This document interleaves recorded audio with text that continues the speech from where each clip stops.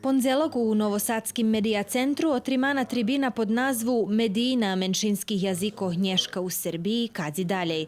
Znahodivih ljedovanja, informovanje na jazikoh nacionalnih menšinoh, predkladanje za novi politiki, deceniju poznjejše. Zvid z njej prinošime u njedzeljovim televizijnim magazinu.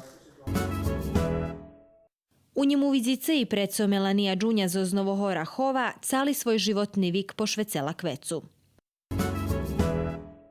Doznace da covece o pestovanju i oberanju jahodoh, a na njedzelju u vizice i jak bulo na stretnucu ruskih školoh u Bikiču.